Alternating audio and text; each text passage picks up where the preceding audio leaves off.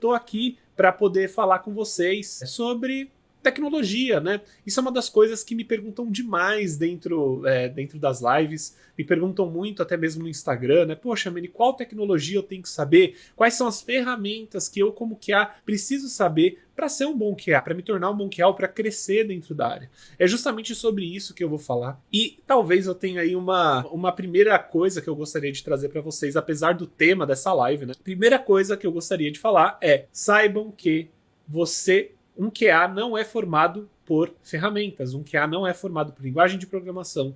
Você não se torna um QA sabendo alguma ferramenta. Por que eu estou dizendo isso, né? Muitas pessoas que têm interesse em entrar na área de tecnologia, eles vêm pensando, poxa, acho que eu vou virar dev, tentam virar dev, ou vão lá ver como funciona a área de desenvolvimento, e talvez não tenham se achado, ou percebem que tem bastante concorrência dentro da área de desenvolvimento, e aí eles vêm para a área de qualidade.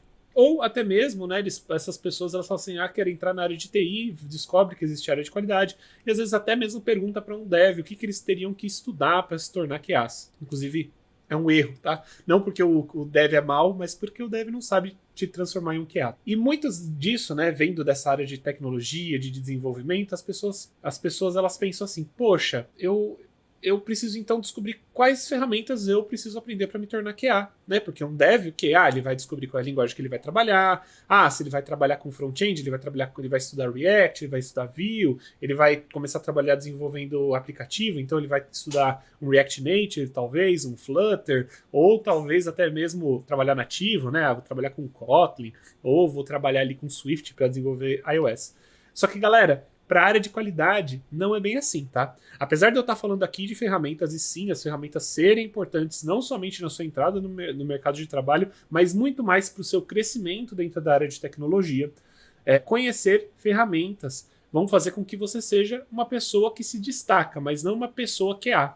Faz sentido o que eu estou querendo dizer? Porque essas ferramentas elas não vão te ensinar a ser um QA, elas vão te ensinar a trabalhar e trazer mais estratégias melhores para dentro da empresa que você está trabalhando na área de qualidade. Então eu quero deixar isso muito, muito bem colocado aqui para vocês, tá certo? Então, levem muito em consideração isso que eu estou trazendo aqui para vocês, tá bom? Eu não quero que vocês achem que necessariamente a ferramenta que é o que vai te transformar como QA, o que vai te transformar em um QA efetivamente, tá certo? A Lucê me falou aqui: muito boa noite, Manny. Queria saber se para quem está começando é mais importante ficar primeiro nos fundamentos e testes, manuais e metodologias ágeis como Scrum, ou vale a pena estudar automação de início? Ótima pergunta. Eu acho que você tem que começar pelos fundamentos, testes de software e processos. Eu sempre falo isso. Depois você vai estudar programação, depois você vai estudar testes automatizados. Aprende o que é teste de software, entende sobre processo, entende sobre estratégia, sobre técnica, sobre planejamento. Aí sim você move para a parte de automação de teste e programação, tá bom? A Laura falou aqui: eu tive um pouco de dificuldade com HTML e CSS, mesmo com a dificuldade eu tenho chances de aprender a ser um QA? Laura, com certeza. Dificuldade a gente sempre tem, tá, pessoal? A gente sempre tem algum momento ali que a gente vai ter dificuldade com alguma coisa, e isso é normal aprendendo qualquer coisa, tá certo? Agora, a questão mesmo é você entender que HTML e CSS faz parte do dia a dia de um QA. Não porque a gente vai codar em HTML e CSS, mas a gente precisa entender como a estrutura funciona, certo? Você falou, tive dificuldade para aprender. Você não precisa criar um HTML e CSS, você não vai criar uma página, você vai testar essa página. Você precisa aprender HTML e CSS para entender como que você vai criar uma automação que realmente funcione bem ali para você poder fazer testes automatizados e ariar, tá bom? Mas você não vai precisar ser uma maga do front-end, tá bom? Então fica tranquila com isso. E com certeza você tem chances. Você não precisa ser, como eu disse, você não precisa ser incrível trabalhando com front-end. Você não precisa mesmo. Você só precisa entender o mínimo para conseguir fazer testes automatizados. E com o tempo você vai aprendendo, tá tudo bem. Então tá. Pessoal, primeira coisa que eu gostaria de trazer. Ferramenta, de novo. Ferramenta não vai te transformar no QA. O que te transforma em QA é entender sobre teste de software e entender sobre processos. É isso que vai fazer você ser um QA estratégico. É isso que vai fazer você ser um QA que realmente faz a diferença ali no seu trabalho. Você consegue trazer muita qualidade para um projeto só trabalhando com isso, tá bom? Só fazendo teste manual, trabalhando estratégia e trabalhando processo dentro do time. Acabou, tá? Isso é indiscutível. Tá? A maior parte do seu trabalho, inclusive, vai ser essa. 2/3 do seu trabalho vai ser isso. Vai ser fazendo teste manual, documentação, mexendo em processo, fazendo reunião. Isso daí vai tomar 2/3 do seu tempo, a maior parte do tempo, se você estiver trabalhando como um QA Engineer. Eu quero lembrar vocês mais uma vez, a ferramenta não te transforma em um QA, tá bom? Ela te transforma em um QA melhor, mas ela não te transforma em um QA. Então, aprenda uma dessas ferramentas. Você fala assim, man, eu quero aprender todas, eu quero virar um junior. Cara, nem eu sei todas. Eu não trabalho com Java, deixa eu ver, 2018 a última vez que eu trabalhei com Java. Então nem dá pra falar que eu sei mexer com Java, porque já faz tanto tempo. Mas, então, pessoal, eu, por exemplo, eu tô há 5 anos no mercado, desde 2019, trabalhando com JavaScript e TypeScript, basicamente, tá? Você não precisa saber todas as linguagens, você não precisa saber todas as ferramentas de automação, tá? Entenda, sabendo uma já faz grande diferença, porque você não tem só que saber como ela funciona mais ou menos. Você tem que trabalhar bem com ela, entender como ela funciona, saber trazer ela num projeto real. Inclusive é isso que eu faço na minha mentoria. Eu faço justamente um projeto real, da mesma forma que eu faria numa empresa, um projeto profissional. Então, entenda isso. A ferramenta não te transforma num QA, mas ela te deixa num QA mais competitivo. E você não precisa aprender todas, tá? Você só precisa aprender uma muito bem.